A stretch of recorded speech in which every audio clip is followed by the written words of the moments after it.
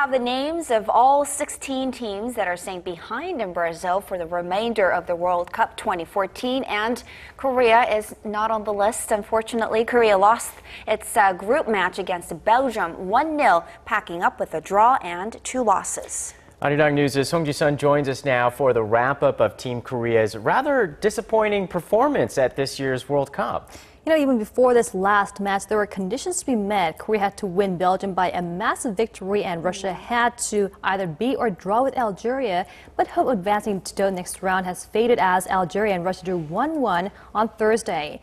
Now, coach Hong Myung-bo finally changed his mind to put Kim Shin-wook as the lone striker in his lineup and even replaced goalkeeper Jung Sung-ryong with Kim Seung-gyu. Kim actually fared well in his World Cup debut, but he loses a goal as Belgium's Vertonghen nets after Kim failed to hang on to a shot. Just before the end of the first half, Belgium's Steven Defour was sent off for stepping on Kim Shin-wook's ankle, but the Korean squad could not make the most out of their numerical advantage. Now, the question still remains, were the best 11 really the best 11 for Korea?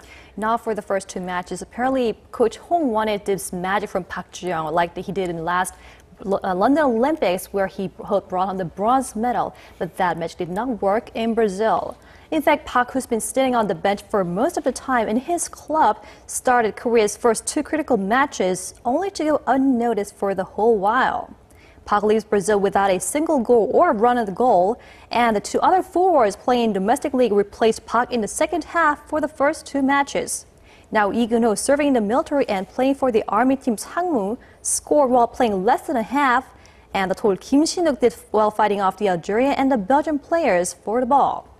On the bright side, Korea's young midfielders who play in the European League showed greater potential. Now, Son Heung-min scored in his first World Cup as the youngest player on the squad, and Captain Koo Jae-tae also played his part as Kim Seung-gyu backed the strikers as much as he possibly could. So this was a poor performance for Korea, but also we weren't alone in the region. Other Asian teams did not do as well this time around. Right, a total of 4 Asian teams all failed to advance the next round. And in fact, this is the Korea's worst result since the 1990 World Cup in France and represents a step back for the team as it reached the round of 16 in the 2010 World Cup in South Africa. Now, with Korea's exit from Brazil, Asia will not be represented in the round of 16, and without a single victory in 24 years, the region's quota could be at a risk. Now, there are quite a lot of analysis of why the Asian squads could not fare well in this World Cup, and the reasons are they are trying to catch up with the European or the South American strongholds in football. But the thing is, the strongholds are progressing faster and evolving while the Asian squads are trying to catch up. And as we saw in the match, their physicals were not strong enough as the players there. And we have to also note that the Korea's infrastructure for actually supporting the K-League has also been beefed up to actually support the players who are playing in the domestic league as well.